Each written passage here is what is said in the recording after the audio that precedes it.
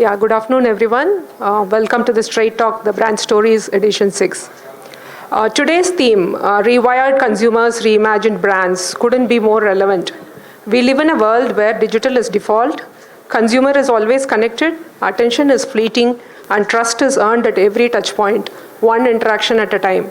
Our panel today, Manoj, Shiv, Hari, and Raja, come from very four different worlds: real estate, consumer durables, paints, and FMCG.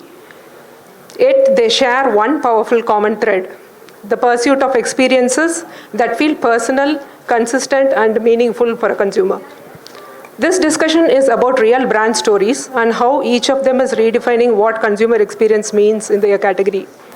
So to begin with, let's start the discussion with each of you sharing a real-time experience or an anecdote that defines what a good consumer experience is today.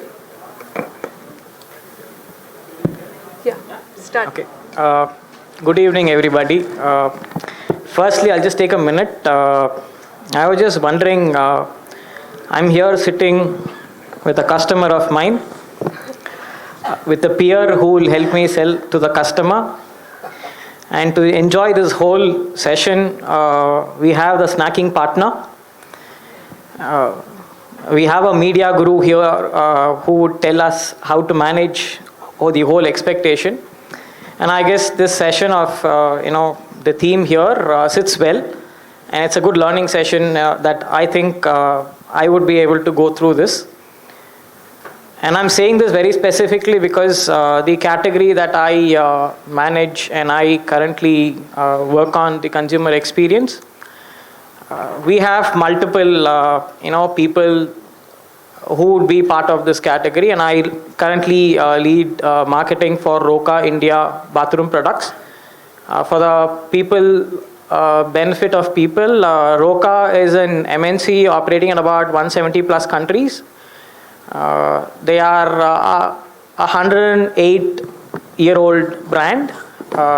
And in India, it had acquired the business from Murugappa on Pariware, which is again close to about a 73-year-old brand.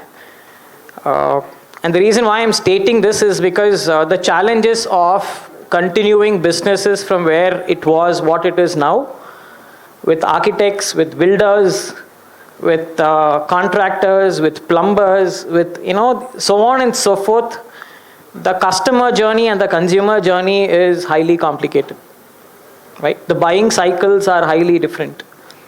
Hence, a good consumer experience, I would like to state, customers buy products. But what do customers actually do? They love the service in the way we deliver products, right?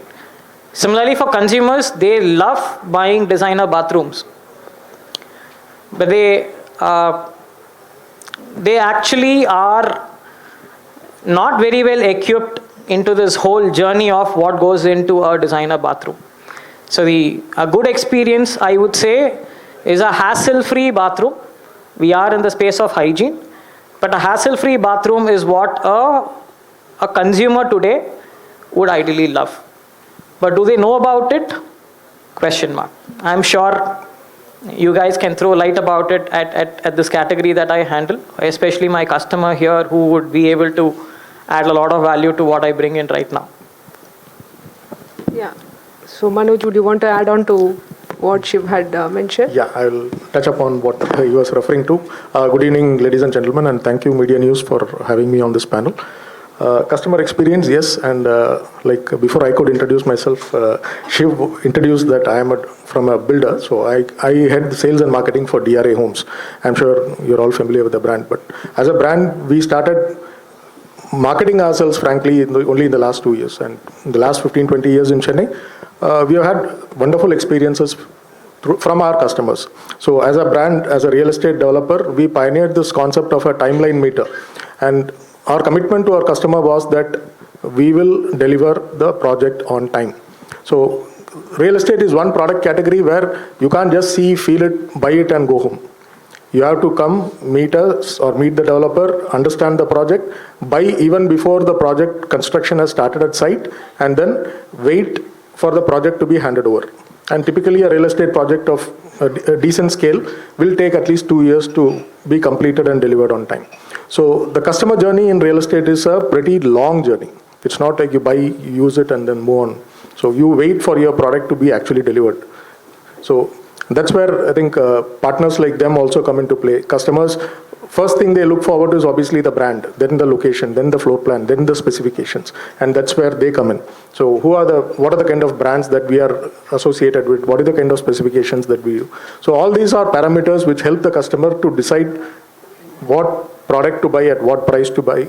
Obviously, the buying decision is again a highly emotional decision in real estate, and it's not a one person's decision. It's a combined decision of the family, because it's not the husband. And I can bet there is no home that is bought without the wife's consent. So be it for investment or be it for end use. So in such a product category, the customer experience is very, very important, or much more important, and customer feedback also is very important for us. So I think to share one experience or anecdote, whenever we launch a new project, DRA as a brand, I think it will sound like I'm bragging, but we are highly customer centric. Being in real estate, that's very, very, very important. So whenever we launch a new project, we call our existing customers, people who have booked with us, bought, are living in our completed projects. So that's when their user experience is kind of complete and they're actually enjoying the product that they bought. So we invite a few of them to come over to this launch just to light the lamp. So that was just a sentimental thing that we started doing. But the way that small gesture transformed is something magical. So what happened was, when customers came for the launch, we obviously have new customers who are looking to buy a home with us and are sitting in the launch talking to my salespeople. These customers came, lit the lamp, courtesy is done. They started talking. So they voluntarily started talking, saying that I am living in this particular project. We are living there for the last 2 years. It's a fantastic experience. To the extent that we were overwhelmed by the kind of feedback that we got. So DRA, currently our tagline says home of pride. So we started off with experience nice. We changed our tagline purely based on the kind of positive feedback that we got from our customers. Their address gave them a sense of pride. So the same thing has now transformed to our marketing communications also. So these customers started talking about their fantastic experience that they had in DRA homes. They started influencing my potential buyers who were sitting across. So this is face-to-face, in person, plus obviously we are getting a lot of positive feedbacks on the digital space. So there are a lot of innovations that as a brand we have been doing. So we have a very innovative and unique pricing strategy where my pre-launch will be at a very low price, my launch will be at a slightly higher price, my post-launch will be at a slightly higher price. So these are things which we realize now that the customer has accepted and they are looking forward to our launch. So small such customer interactions has made a lot of difference to my potential buyer and to the goodwill of the brand. Okay. So actually, whatever the consumer experience is, it falls into 3 buckets. One is being personal, consistency, and meaningful. I'm sure all 3 would be relevant for any category, but is there one specific element of these which would be higher for your category? I mean, would it be consistency, or would it be a personal approach to each of your consumers, because it's a high investment and long-term investment that a consumer will be making? Yeah, I think in real estate, I think it will be a mix of all, and maybe consistency is little more heavily weighed because, like I said, it's not off the counter product. So when I promise that I will deliver a project, say 3 years down the line, even we are frankly not very sure how we are going to do it, because the odds are so much. There could be a flood, there could be a labor issue, there could be a material shortage. As a developer, that's our challenge to ensure that we overcome all this. And so, touch wood, we have been successful in doing that because our intent is right. So we will find a way to somehow ensure that the project is delivered on time. So that track record, because we dare to actually put up a timeline meter and show the world that we will deliver on time consistently. And we have been able to do that. So that consistency really has helped. So now we have potential customers who wait for a DRA launch.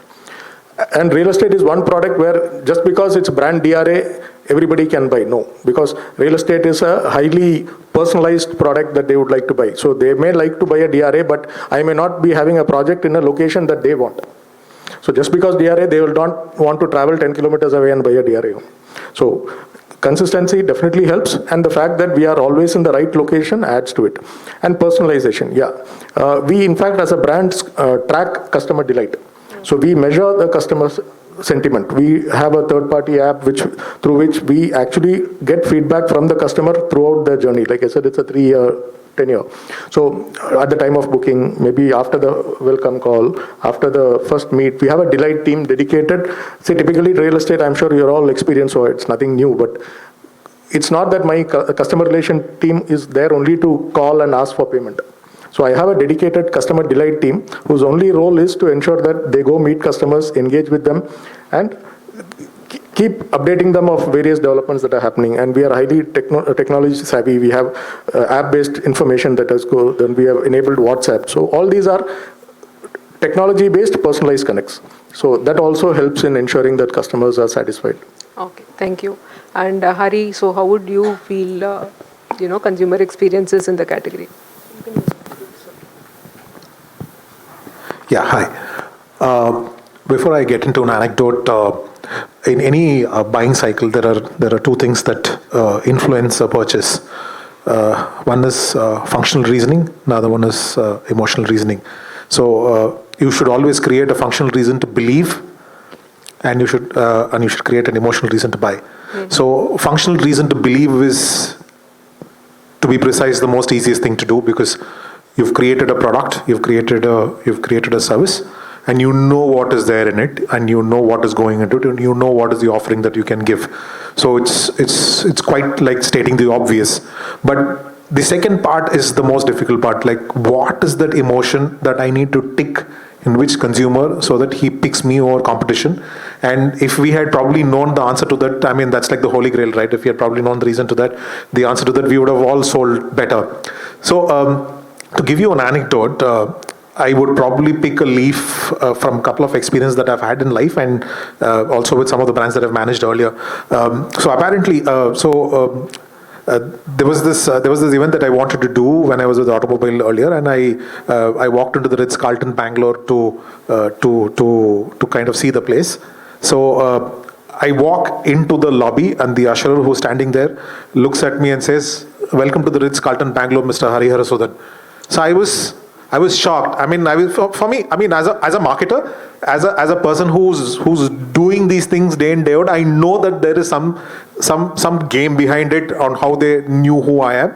But if I was a layman, and if I was just a regular customer who was walking into the Ritz-Carlton, then for me it would have been an absolutely delightful experience. It was for me also as a layman, but that's when I went ahead and I kind of inquired with the people there and how do they do it. So they have a very, very well-oiled system across the world, in any Ritz-Carlton that you go across the world, that when you arrive and when you hand over your keys to the valet, they somehow try and get your name. And that name is communicated on a walkie-talkie to the usherer. And when you walk inside, the usherer knows who's walking up and who's walking into the door. They would probably say that gray suit, Mr. Manoj. And when Mr. Manoj walks in, they'll say, "Welcome to the Ritz-Carlton, Mr. Manoj." I think that's personalization. That's personalization to a level, and somebody has identified that, right? Somebody has identified and said that that's something that's going to tick my customer who is coming inside, because it's a Ritz-Carlton. It's not a 2-star hotel that you're walking inside where you don't expect that kind of a service. And if at a 2-star hotel somebody throws that service at you, you will probably not even value it, because you're not looking for that emotion in that particular offering. But in a Ritz-Carlton, that changes the way you actually perceive the brand. But also kind of trying to take a leaf from one of the earlier brands that I used to manage, which is Audi, the automobile brand. It was at a stage, this is I'm talking about 2014, around 14-15 types, when digital lead generation to digital sources was just catching up, and we were the first generation of marketers who were actually using digital tools to generate leads.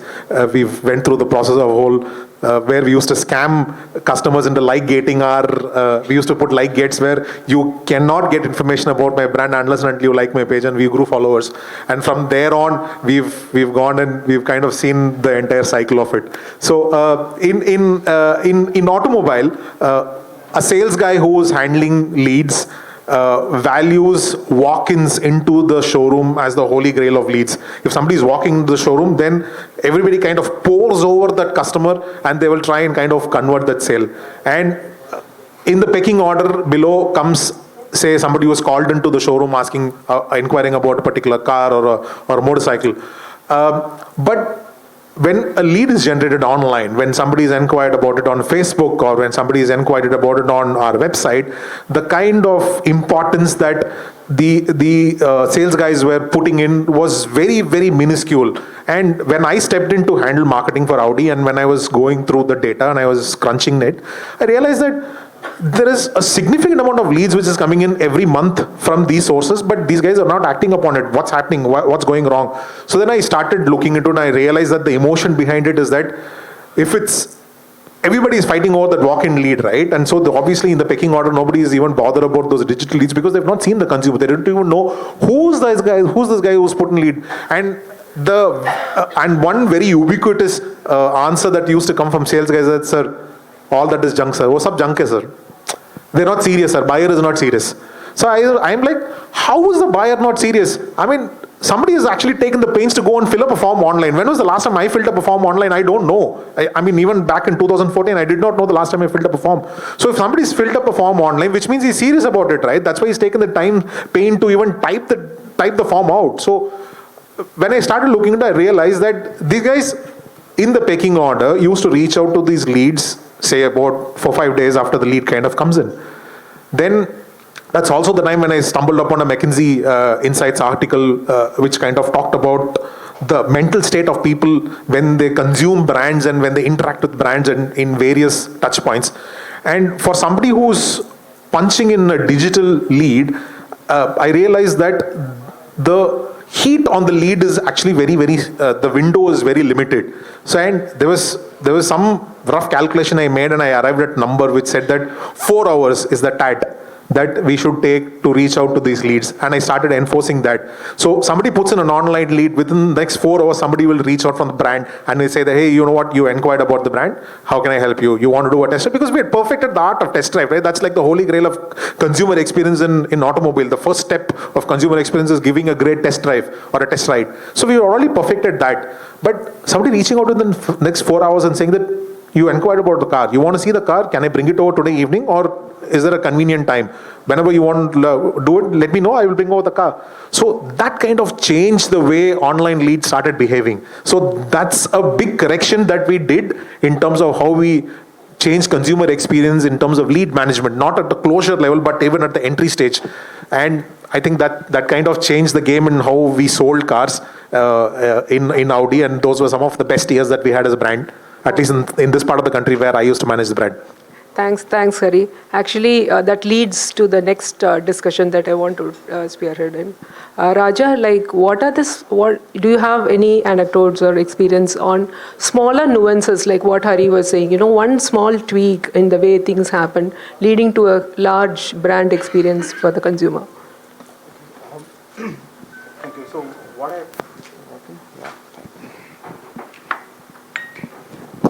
So what I have at least observed building Indian Snack also for, we are a very young brand comparatively to all the industry leaders here.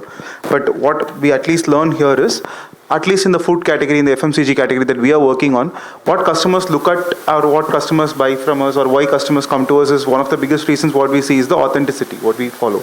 Say when I'm coming to a ethnic snacking brand, what I expect out of the brand is to give me as ethnic as possible, as authentic as possible. When I go to a Kerala restaurant, I'm expecting a proper Kerala food or Malayali food.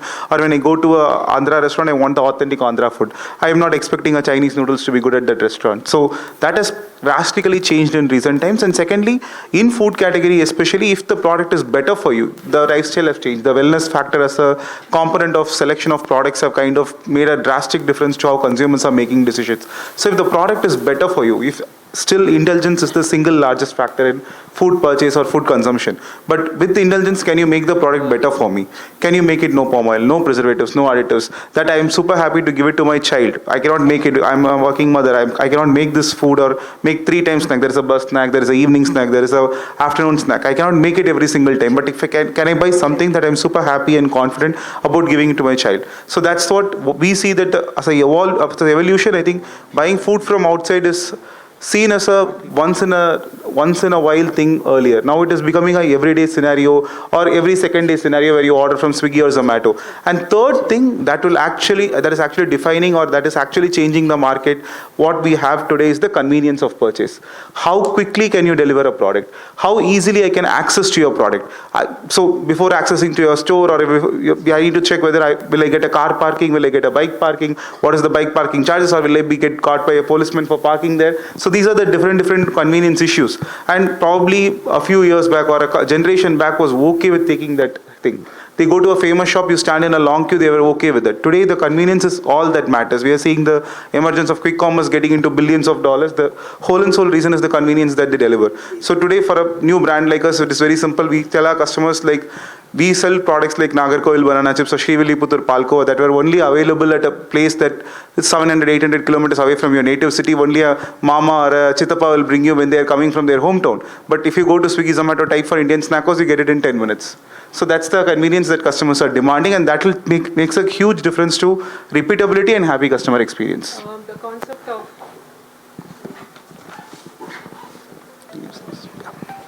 The concept of same-day delivery that you have, as a part of India Snack House, did that help in, better consumer experience? Do you have any metrics that is measuring that, or how did that help you?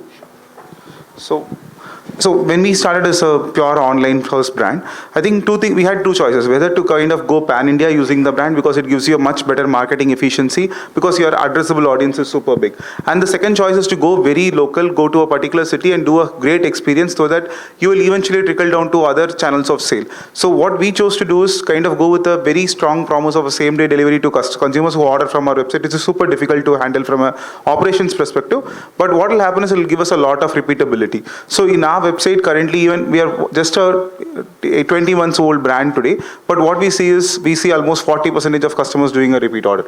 And secondly, now we are available in Swiggy Zomato channel, which is only 6 months old in the city, but the Swiggy Zomato channel is 2x bigger than our first channel, which is our online website. The whole and sole reason is one, focus on one single city at one single time and spend all the marketing budget. See, we as a country are super big. We kind of going to spend our marketing money in the entire country will give us the highest ROI in the initial phase because you have the bigger addressable audience. So your Facebook or your Meta ads or your Google ads will perform much better. But then we doing it in one single city, what has shown is it kind of gives us that organic pull that can be built in a much, much faster way, which would take years to build. So that's what we are seeing as an advantage of doing that. And Shiv, anything that you have any experience in terms of changing a smaller nuance? Like I have this example which I think Navneet had mentioned in one of the forums, and this is about employee engagement, where he was talking about how serving a coffee in a davra helps people put their phone in their pocket and then use both the hands to actually take the coffee, and therefore it increased in interactions and communication. So something like that, where a small insight which helps improve consumer experience. Yeah, actually, this is one thing that we had followed in our organization when we built the core campaign that it is right now today. We went in and spoke to our own set of people. This is very anecdotal to our own organization, and this is how we took it up to a Vox Pop and a Consumer Speak, and the campaign evolved. The campaign is Euro. Typically, it is about spending your own private time in the house at the bathroom of your convenience. And that is where you relieve all your stress, you cry your heart out, you do all the crazy things that you intend to do, your stress, etc., everything goes out. So typically this came down from one of our internal sessions in the organizations where, like Hari was talking about, functional benefit, emotional benefit. Emotional benefit is reason to believe. In a product which is more a commodity and each one's win in many Indias is extremely difficult and personalization is extremely difficult. So then the emotional reason, get the trigger to buy.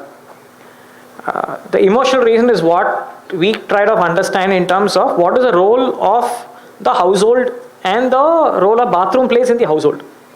So we buy a house, 1 crore, 5 crore, super. A bathroom typically costs about say 2 lakhs to a 5 crore household, approximate calculation. So you have all the spas. You don't use that all the time. You only use it functionally. It is a hygiene in the household. But the time that you spend is the quality time. Your master bedroom is a very super duper experience. But the bathroom and the master bedroom gives you the quality time. That is the experience. We got it out from our own, internal employee engagements. We built this up, and today we are not calling this a bathroom, because bathroom in the last 3-4 decades is all done and dusted. About going back 3 decades, you have a tap. Everyone relates to it, I guess. You have a tap, you have a shower, you have a basin, and you have your closet, most likely Indian closet, right? Today it has evolved into such a state that for every need state, there is a product. And I'm sure my customer here will vouch for it. Every need state, there's a product. Your master bedroom is not the same as your guest bathroom. You have about 3 bathrooms today. Personalization So has really come in there. that's the whole space in which, small things triggered a huge change. And this is actually catching up, and we are building all this campaign over the last 3 years. And believe me, like where Neeraj was talking about it, the hype cycle, it is actually taking us one notch higher in terms of the premiumness and the imagery that we are able to build up. We are actually also laddering it up with a functional benefit on the product side, where we are trying to bring in tangible benefits of what a brand can actually bring to table. And that we are calling it as an affordable premium segment. Okay. So you have anything to share on this, Manoj? Again, anecdotes? Anecdotes or anything that you're doing especially to improve consumer experience? Given that we are now in the AI world, so how are you planning to use it in future, or are you using it currently to enhance the consumer experience? Maybe I'll give an example of all 3 worlds. Like few years back, there are still players who, when a customer comes to our experience center or our site, people actually fill up a manual paper form. They just write their name, number, and all that. So that small thing that we did was we equipped our sales team with a tab, and we felt we could ask a lot more questions, and we gave the tab to the customer, and he could fill up a lot more information more comfortably, which in turn gave us a lot of insights as to from where he's coming, where is he working, who are his colleagues, why is he looking for a home, what is the kind of budget he has. These are insights which we could get at a lot more comfortable interactions, and this also gets stored digitally. So I have a data of customer who has come to my site, which in turn helps in further analysis or tweaking my next product, saying in this project I had so many customers who came in this budget and asking for this type, which in turn helps me to use that data to come up with a better product or an improved product, my next project in the same locality. So that is one. Second is, like I earlier said, home buying is not a one-man decision, it's a family decision. So even if the child is 1 year old or the child is 15-year-old, they come with the family. So one experience what we found was when the father and mother are very seriously discussing with my salesperson about the product, suddenly the kid will come and disturb. That's nothing wrong, it's nature, they will obviously come. So we had to find a way on how to maybe keep them occupied, keep them engaged. So we did one very small thing. So every building, like I said, 99% of the transaction happens when the building is not there. So they just come, we explain the product, we use various virtual tools. In some projects we may have an actual model apartment, we may have a scale model. So all these experiences, we'll have an AV room where customers can see a walkthrough video and all that. So all that is done, but when the actual presentation happens, and typically this discussion lasts for 45 minutes to an hour. So like he said, you have a test drive, but we don't have any test drive options, so they have to just listen to us or watch an AV. So kids generally come and disturb their parents. So what we did was, the elevation of the project, the beautiful images that we'll have of the building, we created a puzzle, packed it in a box, and give it to the kid who's coming and sitting in the table. So we found that as a highly engaging thing for the kid, and if they are like siblings, they will just go off, sit somewhere, they'll keep assembling that puzzle. And the parents can watch them, but kids are not disturbing them. And they are actually arranging the puzzle of the same building or the same project that their parents are talking about. And once they set it up, they are like, wow. And that's an image which will be in their mind. And we give it to them, they take it with them back home. So real estate typically, hardly 20% of the buying transaction or decision happens in the first meet. So typically there is a follow-up, they come back again, maybe, and if Chennai being Chennai, they will come with their father, mother, in-laws. So the full gang comes and then the buying decision or the payment happens. So this small thing that they carry back home is a point of conversation there. So that also adds to the recall. So small things. So this is one. Third thing, AI, what you said, yeah, now we have implemented AI calling agent, like any incoming call, it's answered by an AI agent trying to understand what the customer is looking for. And then it's then finally moved to a human for final closures and discussions. And like I said, as a brand, we emphasize so much on customer delight. We also do a customer event, like in real estate, project is handed over, the keys are given. I think typically the developer moves away from that project and maybe they will do a 1 year maintenance and that's it.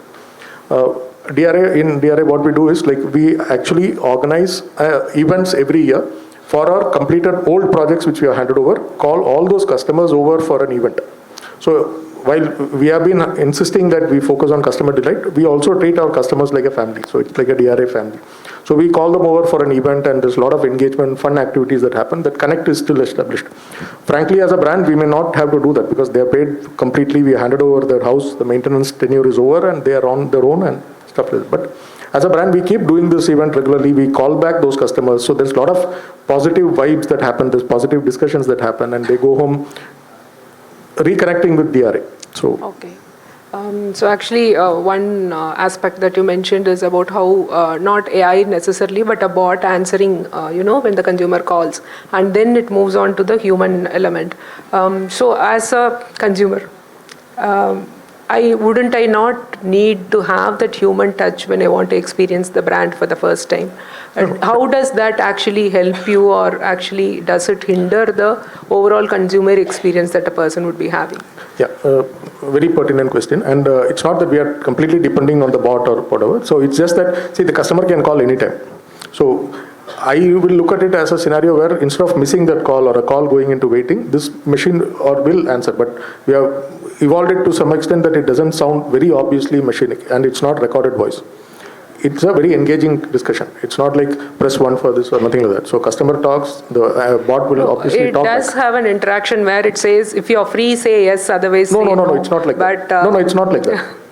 Okay. It's not like that. It's a conversation that happens. So when the client calls and says, I'm looking for this particular project, then they will specify any question that the customer asks, the bot agent will answer. Okay. So it's not like a recorded conversation or anything like that. And we are, obviously, the attempt is to ensure that it doesn't sound machine-like. But, and like you said, obviously we are using that as a first level of discussion, and then the call is obviously transferred to the relevant agent who are free to take it further. Okay. Any such similar thing that you're implementing in any of your consumer experience? AI, we are, there are multiple challenges with multiple cohorts on a daily basis. So we use AI to quickly churn out and address creative issues and challenges very creatively. There are always creative solutions to many challenges that the businesses face. So the turnaround time is much faster with AI. So it's working at the back end. We are putting this through for many of our cataloging solutions as well. We are working towards a lot more of consumer insights, where there are a lot of studios that we have, experience studios that we have, trying to picture this and get the customer, like he said, a kid is anyway part of a buying journey. So today when somebody comes into the studio, where the kid goes and what he or she does actually has a bearing on the kind of a products that are being chosen in the bathroom. So it's not that a kid is not influencing. So these are things not picked up. But with AI around, these are the biggest influencers today, I guess. For yes, but what we don't know. But with AI around and capturing those in video is able to help us, unearth these exercises, and we're able to use AI a lot more going forward and putting this whole cohort journey together with AI. Okay, so any consumer experience development that you're doing with AI, which is... Yeah, so I'd like to pick from where Manoj had left. So he was talking about the voice agent.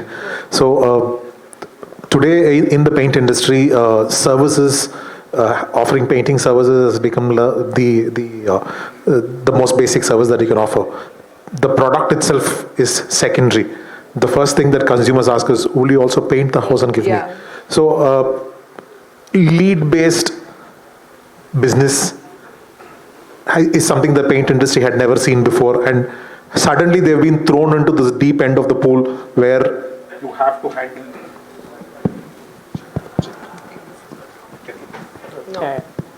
So suddenly they've been thrown to the deep end of the pool where they are forced to handle leads. So, and the teams are not equipped to do it. So obviously we did the first thing that any other brand will do. We went and set up a call center, and the calls kept growing and growing and growing, which means that the number of calls that were getting dropped is also becoming very, very high. And obviously that leads to dissonance and obviously not getting picked up.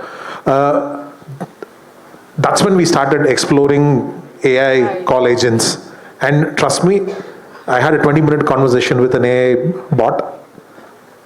First time as an uninitiated consumer, I did not figure out it was an AI. I did not figure it out. But the second time I had another conversation, I knew it was an AI, and I was talking to it knowing that it is an AI bot that's talking to me. And I was trying to push the limits to see, I mean, obviously, if I'm going to pay through my nose and use the service, then I might as well try and see what the limits are. So I tried pushing the limits and trying to figure out, and it's beautiful. It's fantastic. Oh. The kind of stuff that it is able to do, because now what's happening is the whole army of first line responders that we had in the call center, I'm going to shrink it. I'm going to have second line responders who typically will be that I'm going to put my manager on call. So that manager is going to be the human, and these humans, instead of having like say 300 first line call agents, I will have 50 second line call agents who will be paid better, who are equipped to answer better, and who will probably push it to closure much faster. So that is something that we're exploring right now, and I think that will move to it'll move to fruition probably very soon. But the other big thing that we're trying to do is there was a point of time when the zero moment of truth, when you realize that you want something, used to be something that you see on TV or something you read on the newspaper. Then it became Google. Some people started using search engine to find out. That became the zero moment of truth. Today, that Google is not your zero moment of truth. Today, ChatGPT is your zero moment of truth. So, if somebody is going to use ChatGPT to, or any other generative AI platform to kind of explore the first moment of truth, how am I going to figure out on that? If I have to figure out in the responses that ChatGPT has to give me, how do I go and tweak? Because ChatGPT is not picking anything from thin air, right? It's only picking from the resources that's already available on the internet. So how do I go and tweak these things so that I get picked up by the responses that ChatGPT is giving? So that is something that we're trying to figure out right now, and we've already started implementing smaller level things to ensure that in the basic level of questioning that's happening, we're trying to do it. And paint is a category where consumers do not know how they are buying it, except for color and probably the shine of it. They don't have information to kind of have meaningful conversations with their contractors. So if they reduce 2,000 rupees from the overall estimate which is given, know-how and the rational benefits of. Yeah. So today they're using ChatGPT to understand why painting is supposed to be done the way they're saying that it is supposed to be done. And if I'm going to be present at that moment, then I think I'm winning. So that's what we're trying to figure out. Okay. Any innovations that you believe? No, I think as Manoj and Hari well said, I think customer support is actually changing drastically. I think it's getting better with AI. And secondly, one area where we are seeing a lot of changes happening with AI is the marketing and communication, what we are doing to consumer. See, be it multiple language communication, be it the communication, Tamil, Malayalam, Kannada, different languages that we do now, most of it is AI generated. We do a basic script. And the number of scripts and designs we generate. Initially, it used to be a bunch of ideas, and a designer would take 14, 15 days or 10 days to give you the first level of first out, and you will see and feel, okay, this is completely off and you want to do something else. Today, before even going to the designer, 10 different outs are generated, checked, and we have a thought process. Now I want it in this color, these are the elements. Now you make a finalization, make it more personal. So a lot of work on marketing, design, and kind of making customer communication has become much refined and much more faster with AI. So that's one area where we are seeing a lot of change and a lot of difference in how we are working has happened. Okay. Thanks, Raja. I think what we've heard today is that great consumer experience doesn't happen by accident. It's built on clarity, empathy, and a lot of collaboration behind the scenes. Whether it's homes, bathrooms, or snacks, the common thread is that consumers remember how the brand makes them feel, not just what it sells. And that feeling comes when systems, people, and purpose come together seamlessly. The next wave of experience may not be about more technology, but it's all about making the connection behind it work better. And that's for both the brands and the consumers. Thank you for your Thank you. Thank you. chat. Thank you, Thank everybody.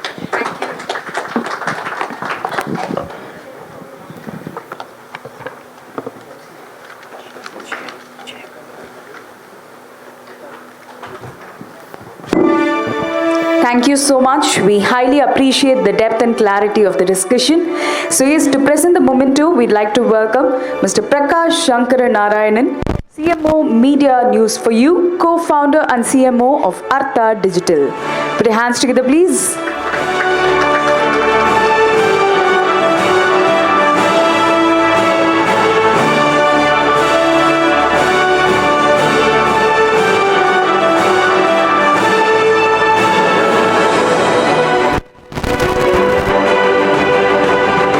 Come on, everybody, put your hands together.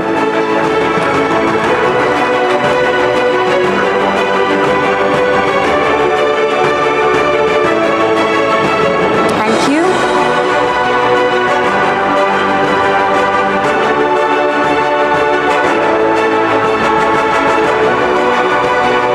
Says once again.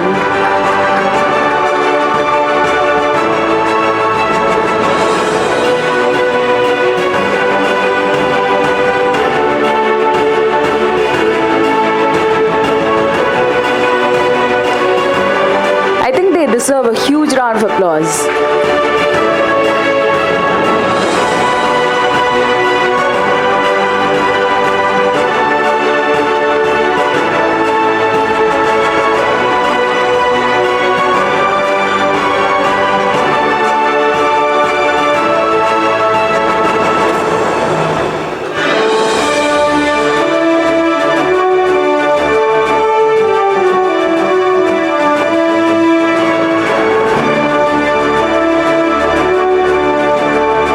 Thank you. So yes, last but not the least, a token of love and appreciation to the moderator of the session.